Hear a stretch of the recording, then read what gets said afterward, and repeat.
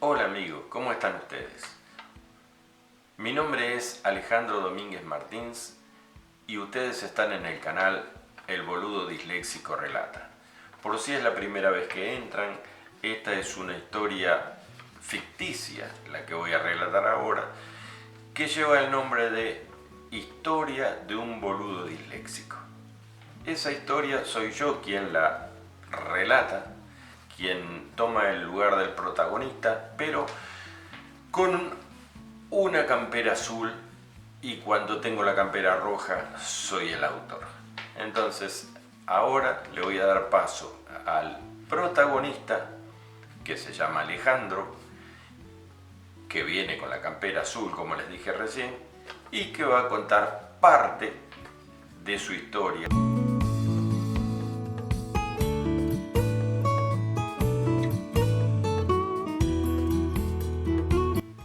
Hola amigos, como les dijo el autor, el de la campera roja, yo soy Alejandro, el protagonista de esta historia de un boludo disléxico.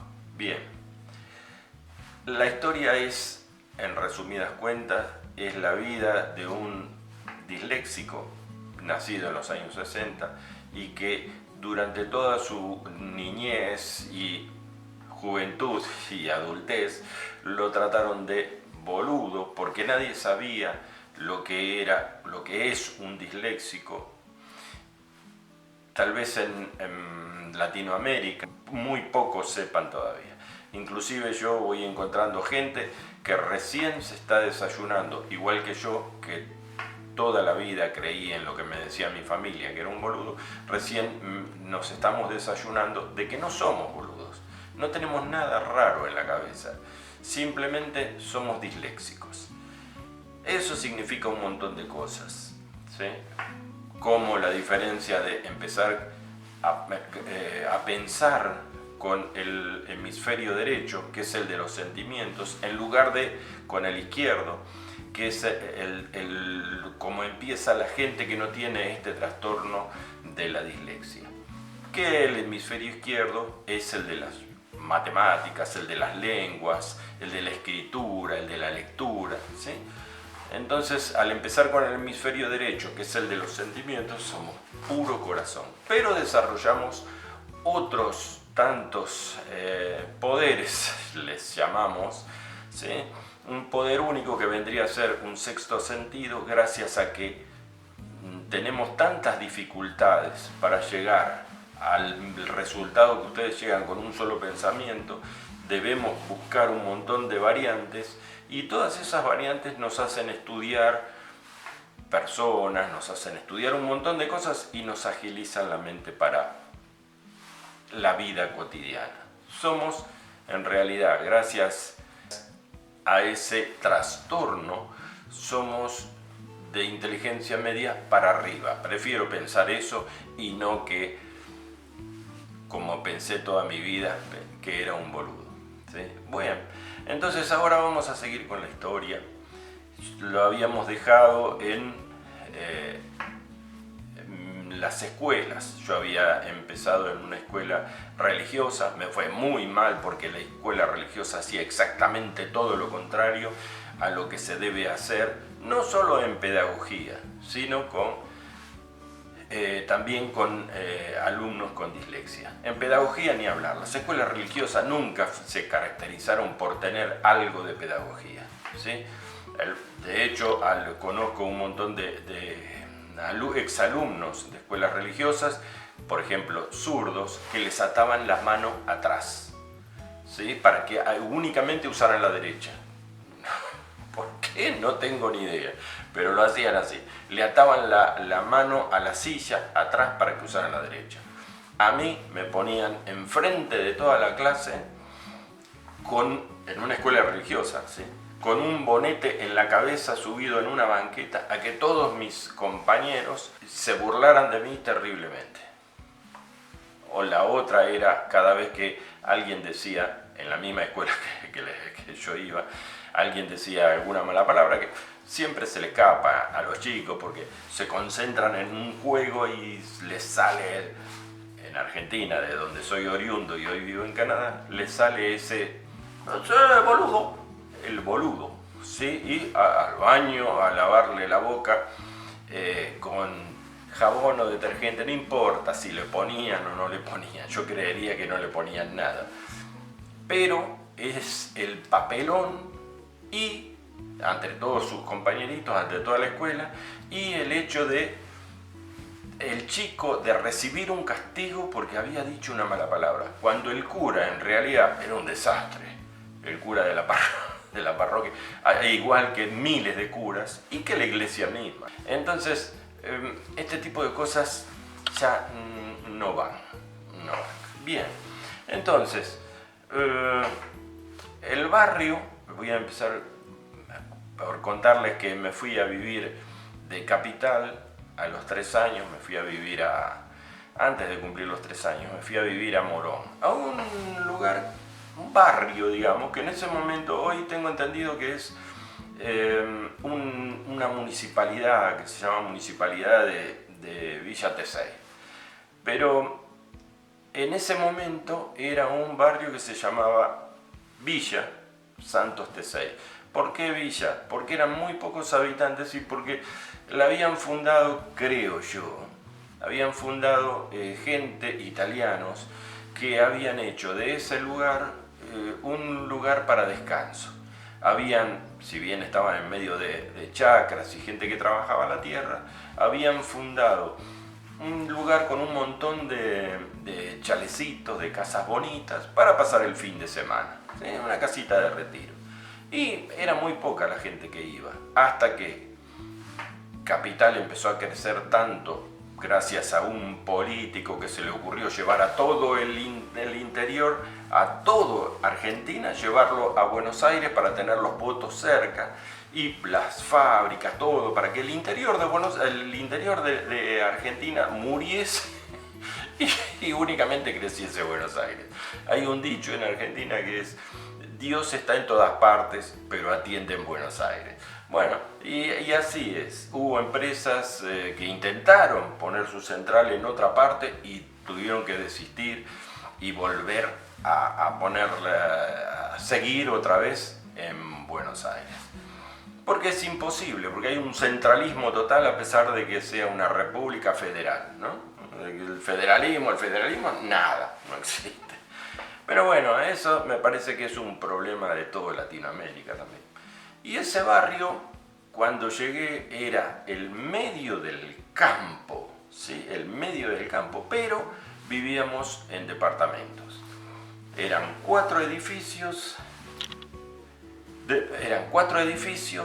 de 28 departamentos y cada departamento había chicos, porque eran departamentos del Fondo Nacional de la Vivienda de la provincia de Buenos Aires, en Argentina, ¿sí?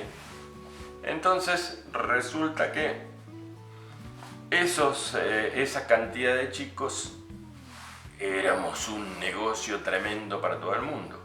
Había chacras que estaban funcionando un poco como chacras, como chacras en general, ¿no?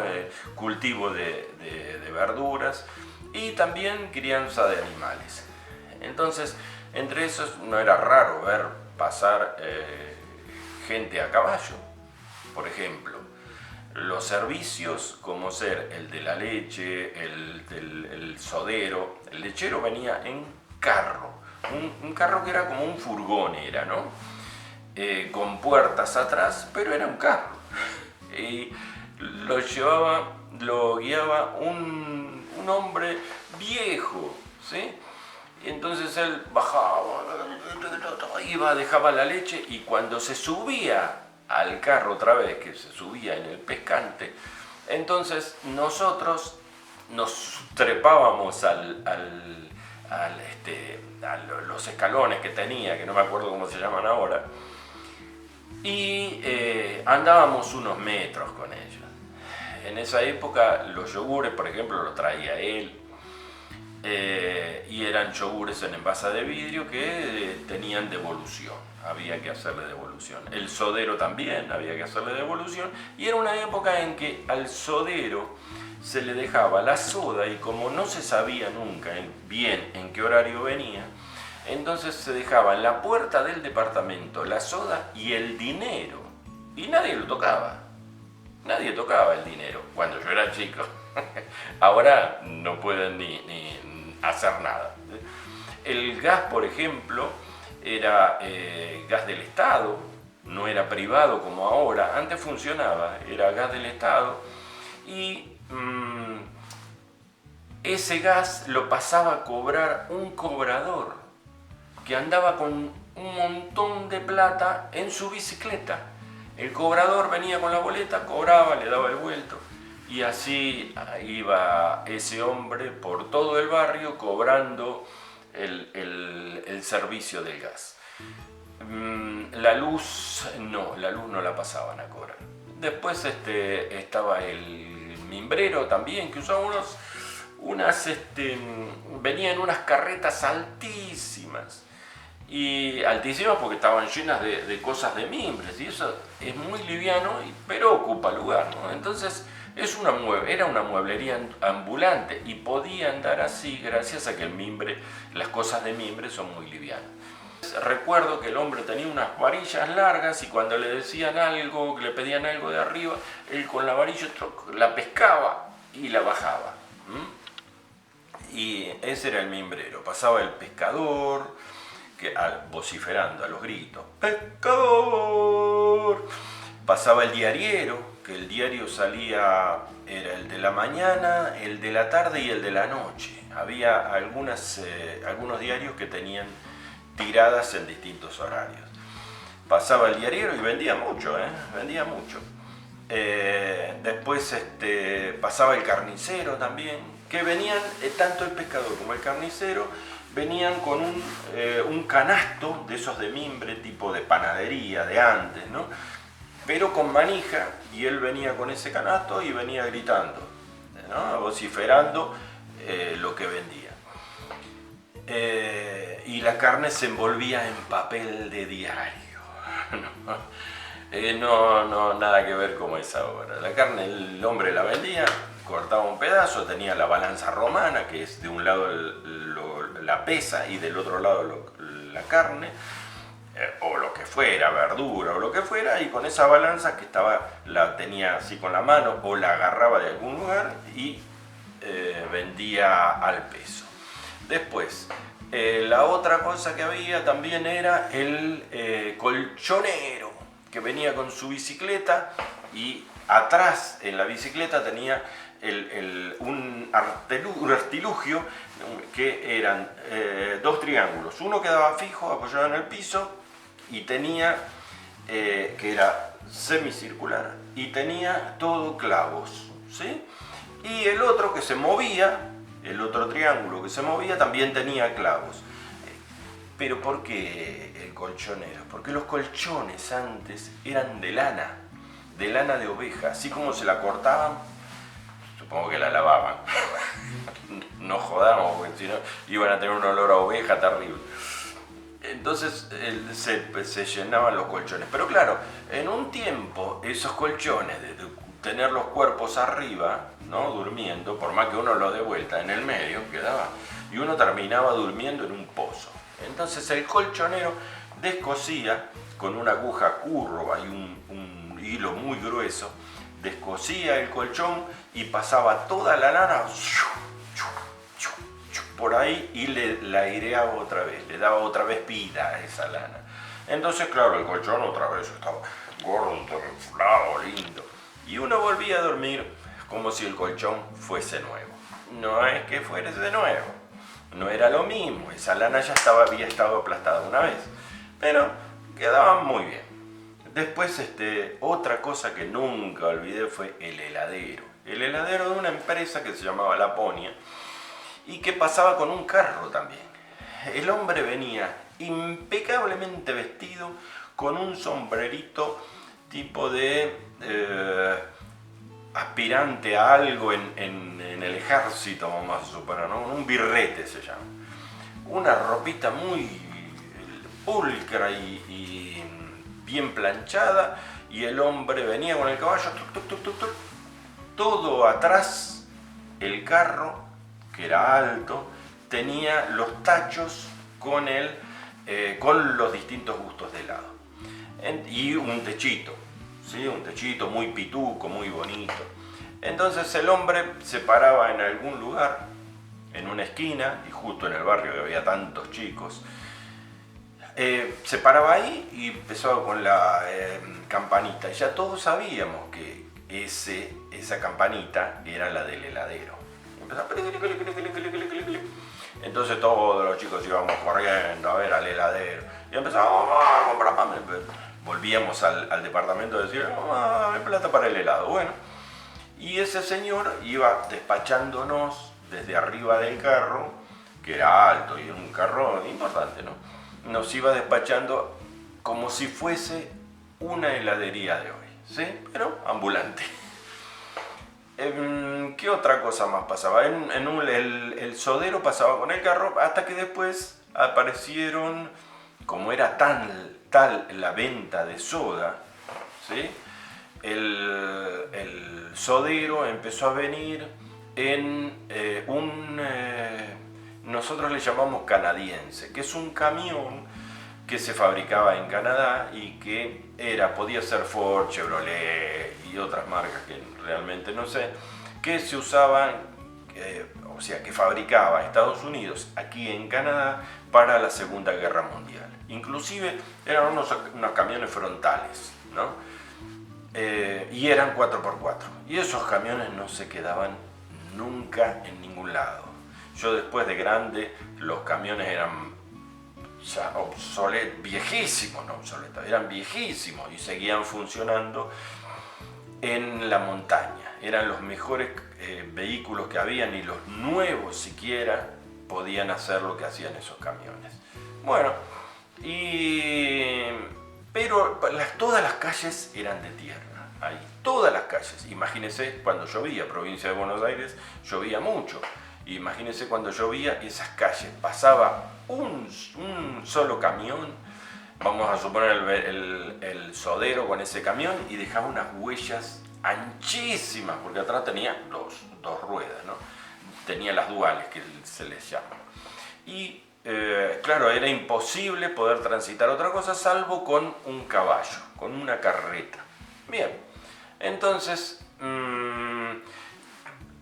había muchos caballos, ¿sí? Muchas carretas y las calles de tierra. La única asfaltada y que era de una de ida y una vía de ida y una vía de vuelta era la avenida que estaba en el frente del barrio. Y esa avenida era parte del camino de cintura. ¿Qué quiere decir? Que por ahí pasaban todos los camiones de transporte que venían del interior o del Gran Buenos Aires, ¿no? De por ahí, pero que iban generalmente para el lado de Capital, para acercarse a la mayor boca de consumo. Entonces esa avenida era súper peligrosa. Y bueno, siempre había accidentes, siempre existían, me acuerdo, las tintorerías, y siempre las tintorerías eran de personas de Japón, de japoneses. Después ya los japoneses fueron vendiendo y esas tintorerías se ocupaba cualquiera, ¿no? Pero no había ya más japoneses. Entonces, desde ese barrio yo iba, por ejemplo, a la escuela estatal, la grandiosa escuela estatal, en la ciudad de Morón, en el centro de Morón, ¿sí? Porque yo vivía en Morón, zona Fabril y Obrera, ¿sí? Entonces iba al centro, que quedaba ahí a escasos metros de la estación de tren y la terminal de buses. Entonces tenía que viajar, cruzar la avenida para ir a la escuela, tenía que cruzar la avenida esa que era peligrosísima, no había semáforos, no había nada, y yo apenas estaba en cuarto grado, empezaba cuarto grado, pero mi madre decía que yo tenía que ir solo, los otros chicos iban con su mamá y me las tenía que arreglar, tenía que ir y venir solo. Al volver me quedaba justo en la vereda de mi barrio, pero para ir había que cruzar la avenida y era peligroso. Y bueno, para un disléxico todas esas cosas son bastante complicadas, porque además el tener en la cabeza todo ese problema de que con la escuela me iba muy mal, tenía que estar pensando en el problema de que tenía que subir al colectivo. Que el colectivo antes, por ejemplo ahora los buses, no sé cómo es en toda Latinoamérica, pero yo he vivido en Europa, y en Europa el bus es una continuidad de la vereda, ¿sí? De la acera. Entonces uno no sube al micro, uno sigue caminando y está en el transporte que lo va a llevar. Inclusive no tiene que estar prestando atención, haciendo señas, no tiene que hacer nada. El bus para y si es el que a usted le corresponde, sube, es como si fuese un tren, ¿no? Ahí no, ahí era un desastre, un desastre. Yo calculo que Argentina no debe haber cambiado en ese sentido.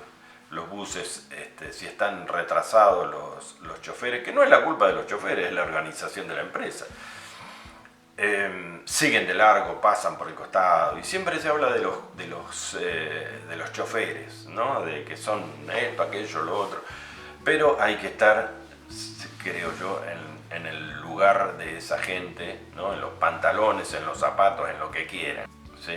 Bien, entonces yo viajaba, me iba a Morón a estudiar a la escuela número 3 de Morón, Juan Bautista Alberdi. Era fantástica para mí esa escuela y en ese momento, ¿no? Y ahí tenía a mis amiguitos, los que siempre recuerdo es el Tano Anzalone, Daniel Anzalone, que lo estuve buscando, nunca lo encontré. Daniel Anzalone, no sé en qué parte del mundo estará. Si alguno lo conoce, algún Daniel Anzalone, pregúntele que sí estudió en la escuela número 3 de Morón y bueno, le avisa que lo están buscando. Entonces yo viajaba y estaba el Tano Anzalone, estaba Luisito Parodi, otro, era muy chiquito, era muy, muy bajito al lado nuestro, ¿no? Tal vez ahora sea un hombre de 2,50 metros, pero en ese momento era bajito. Y con ellos nos divertíamos, inclusive nos visitábamos, yo iba a la casa de ellos y ellos venían a mi casa. Recuerdo con el Tano que yo al Tano siempre lo admiré, ¿sí? De chico, por una cuestión de, no sé, de soberbia, de chico, de no sé de qué. Pero nunca le dije, pero realmente lo admiraba. El Tano tenía su hermano que era mayor y yo no tenía hermano. Eran 2 hermanas y mi madre.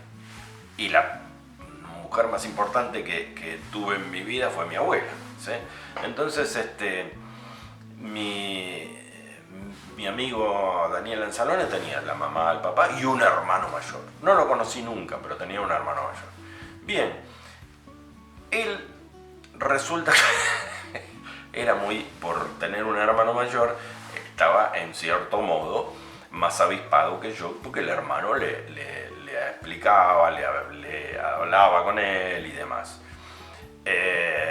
Y un día me acuerdo, creo que fue en 5º, 6º grado,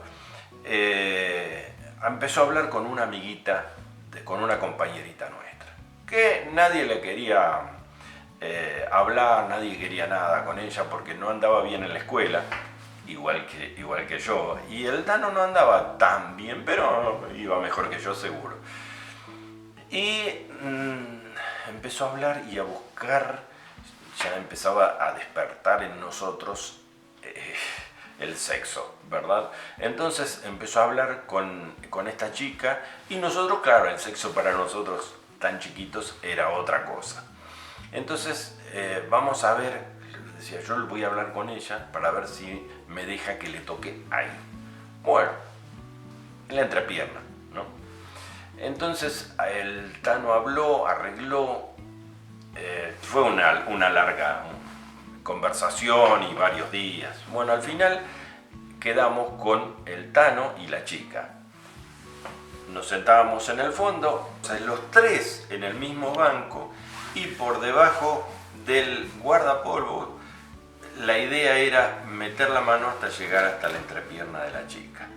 Bueno, la chica me dijo que dale, que estás esperando, y yo metí la mano. Entonces le digo, pero está, porque usaba la medivacha, esas cosas que se usaban antes, las cancán se llamaban.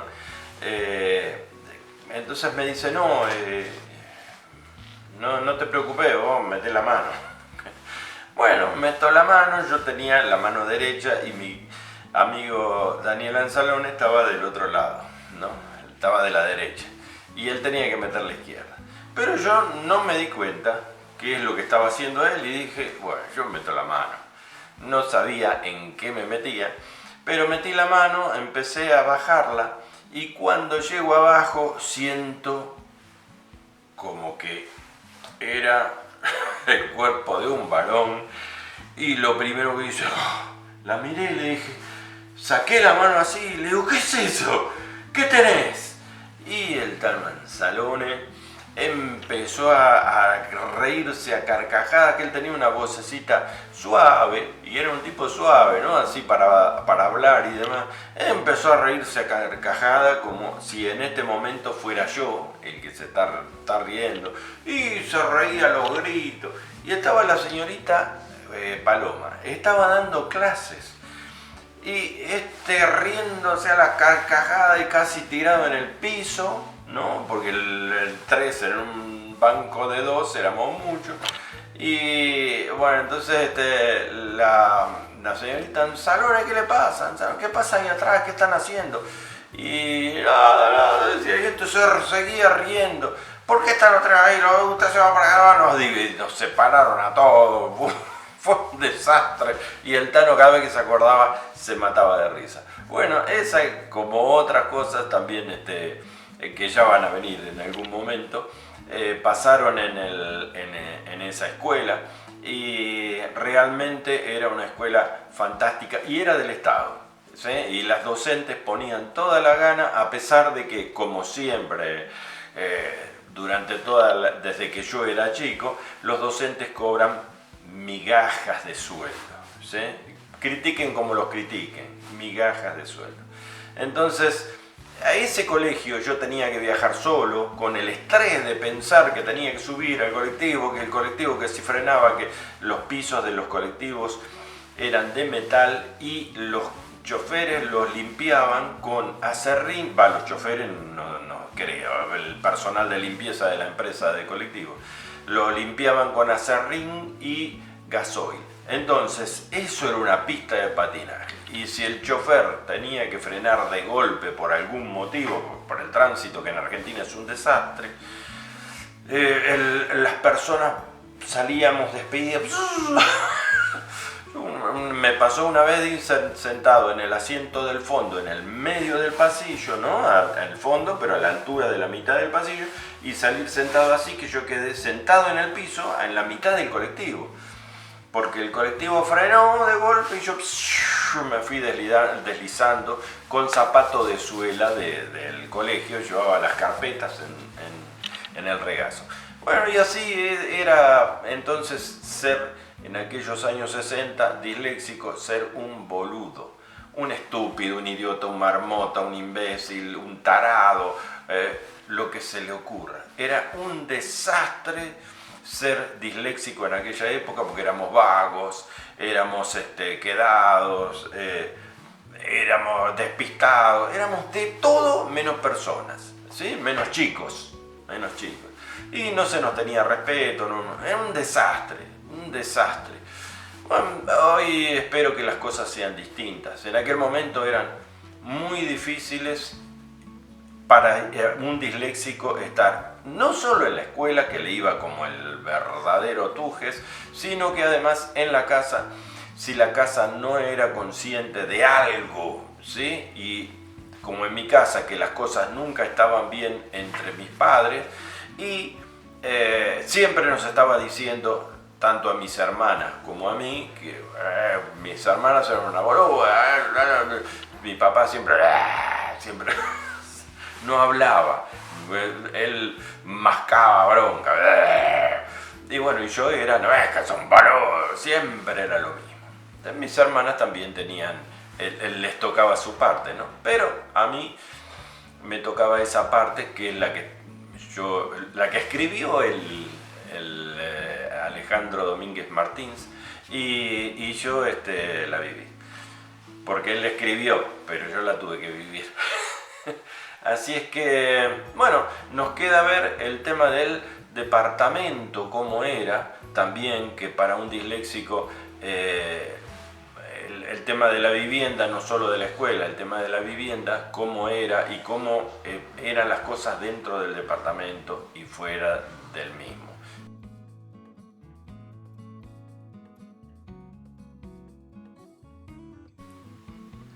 Bueno, queridos amigos, y así pasó un nuevo relato de historia de un boludo disléxico. Alejandro, que era, acuérdense, con la ropa azul, era el protagonista, es el protagonista, y yo soy el autor, Alejandro Domínguez Martins. Bien, no me queda más que pedirle que no se olviden de suscribirse. Siempre me sale asociarse o afiliarse. De suscribirse al canal, apretar el like y dejar algún comentario. Hágalo ahora. ¿Para qué va a esperar la próxima vez? Ahora, ¡pum!, ponen suscribirse y ahí mismo le activa la campanita, en el coso de suscribirse le activa la campanita para que le avise cada vez que yo saque algo. Y pónganle un like, ya que está, hágala completa, no le cobran nada. Así que hágalo. Bueno, no me queda más que despedirme de ustedes, hasta la próxima.